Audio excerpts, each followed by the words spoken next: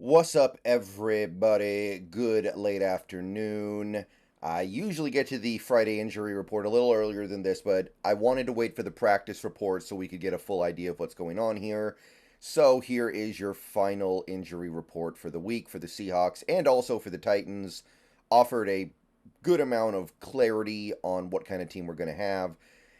We have a clearer picture now, at the very least, I think we can say. So we've got the latest from Bob Condotta, and let's go ahead and take a look here. Let's dive in, starting with the practice report part of it, and we'll cross-reference that with the game statuses to try to get an idea of what's going to happen. All right, so we had 5 guys not participate in practice. Jamal Adams is one of them, and since he didn't practice all week, he is, I think, very understandably been ruled out. So no Jamal Adams this weekend against the Tennessee Titans. I don't know if anybody's really going to be that upset about that, but again, the way the Seahawks are talking right now about Jamal Adams, they're acting as if he might get shut down. They're acting as if he might get just put on IR for the year, and that would be the end of it. So we'll see about that, but no Jamal Adams this week. We also had, and this one you don't see every day, Frank Clark with an illness declared out. Now, I guess it kind of makes sense that Frank Clark, being an older player who doesn't really have a lot to offer anymore to begin with, would be knocked out by the smallest of things. But usually you do not see a player get sick on Thursday and then get declared out for the game on Sunday. So very interesting there. Or maybe not interesting at all. Either way, I don't really think it matters that much. He wasn't really doing anything when he was out there. And if the Seahawks have to promote somebody like Levi Bell, then I wouldn't have any problem with that. I don't think any Seahawks fans would either. There just wasn't really much there to speak of. And we also had D. Eskridge not practice yet again, so he's also been ruled out. I'm really confused as to how he can sustain a ribs injury that just never gets better or seems to reset at the beginning of every week, because I'm pretty sure, okay, no, D. Eskridge actually didn't practice at all this week, but it feels like every week they act like, oh, he's on the comeback trail, and then for one reason or another, by the end of the week, he's like, no, the comeback trail failed. He's not going to play. So those 3 guys are out. Adams, Clark, Eskridge at this point.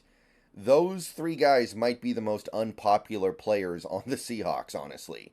So I don't know if anybody's really going to miss any of them. So I'm certainly not going to complain about that. That's certainly not going to be any kind of excuse for this game. So now we just have to kind of try to interpret the rest of this. And that's going to be hard to do. We did have 2 other players not practice. One of them, though, was Julian Love.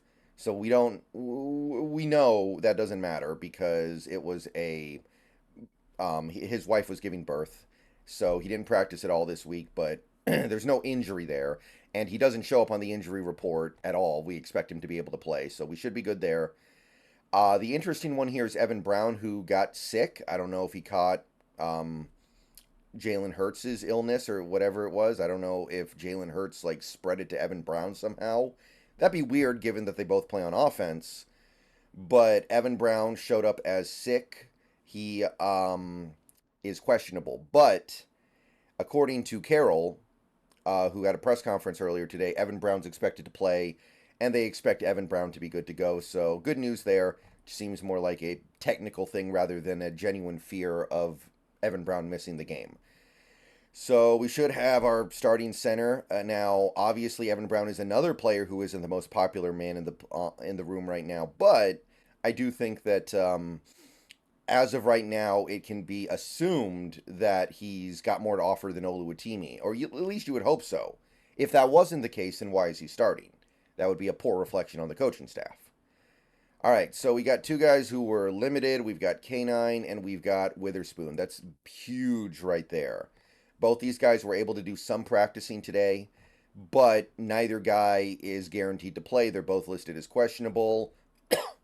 I feel like Walker plays and I feel like Witherspoon doesn't play, but that's just kind of a gut feeling more than anything based on some comments being made based off just my perspective from the exterior of this organization.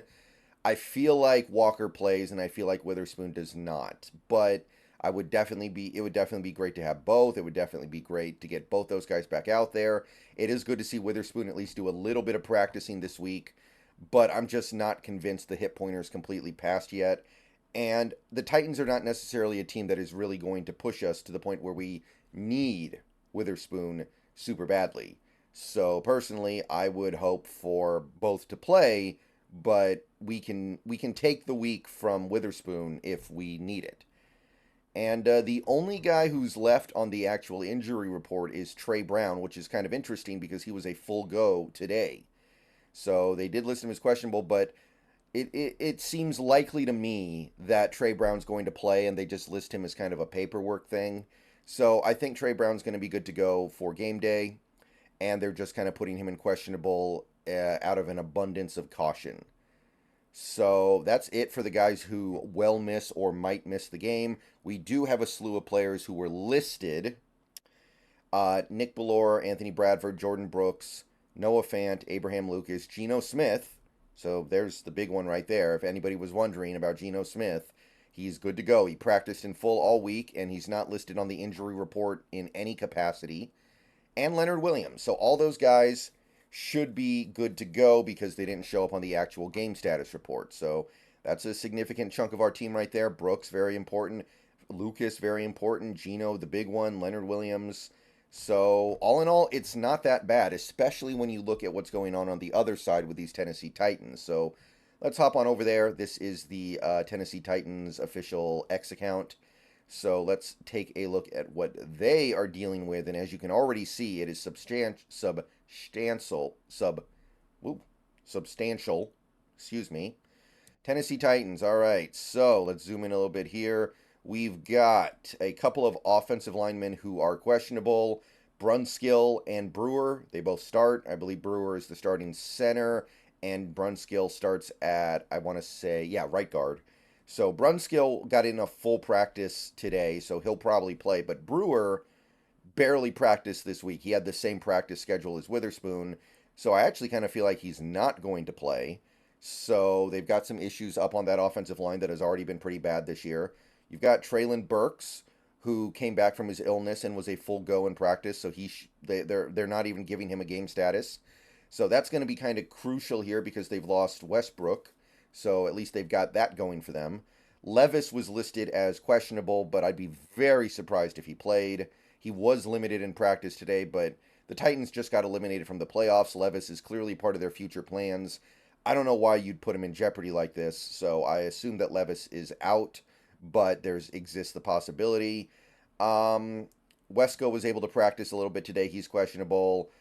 Josh Weil was able to practice all week, but is listed as questionable, so he'll probably be able to play. Arden Key, not listed on the injury report. And another one of their depth tight ends, Okonkwo, is listed as questionable with an illness. And then we get into the stuff that really kind of defines this matchup from the Titans. There's a lot going on here, especially on the defense. Let's go column by column here, starting with their starting inside linebacker, Jack Gibbons. So that is an important part of that defense, and he's been pretty good this year.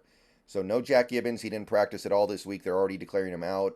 So Jack Gibbons not going to be a go, and that's a big part of their interior defense. Luke Gifford is out with a hamstring. Now, he's more of a depth player, but he's a guy who might have played more because Gibbons is out. So you're really starting to push their depth to the point where they're going to have to play some guys who they're probably not comfortable with. Amani Hooker is out. He was out all week with a knee injury, and he is out for this game. That's a starting safety. Remember, this team traded Kevin Byard, having issues with the pronunciation today, aren't we? Because that's a very important part of their defense without Kevin Byard. I'll figure that one out one day. So he's out. That's big. On top of that, you've got TK McClendon, one of their defensive linemen. I don't think he's a big part of that defensive line, but he's out with a shoulder injury. Another piece of their secondary, he was one of their top corners this year, Sean Murphy-Bunting, out with a hip injury. You've also got Jeffrey Simmons, their superstar interior defensive lineman, out with a knee. He's been out for a little while now. Kevon Wallace, their other starting safety, out with a quad injury. And you can kind of see how all this stuff just keeps stacking on top of itself. They are playing, a huge chunk of their second string defense. And the thing is, their second string isn't right either, right? Like they're missing both of their starting safeties. They traded one of their starting safeties to the Eagles. And then they're also missing Sean Murphy Bunting. And by the way, they're also missing, I mean, this has been going on for a while now, Caleb Farley. He's going to be out for this game. And by the way, they're missing, they have another cornerback on that team that hasn't really been healthy ever. One of the guys they took in, I think, the first or second round. I can't remember the name off the top of my head. But this secondary is playing third stringers. They're playing fourth stringers. They are down to the very back of that roster. And you combine that with their defensive line being diminished. You combine that with losing one of their starting linebackers. It is bad. This should be as soft a defense as we're going to play all year. Also, Kyle Phillips has been listed as out with a hamstring injury. Now, he's not a big-time player for them, but they don't have Westbrook anymore. He's on the IR, so they may have ended up leaning on him a little bit. So, yeah, it's pretty bad. It's pretty bad in Tennessee, and whatever you want to say about the Seahawks injury situation, you can definitely say the Tennessee Titans have it a little bit worse right now. All right, that's it. I will see you guys later. Let me know what you guys think about all this.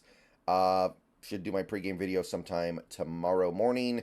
And yeah, see you guys on stream tonight, potentially, if you want to make your way over there. And there's your injury report for both teams. Go Hawks.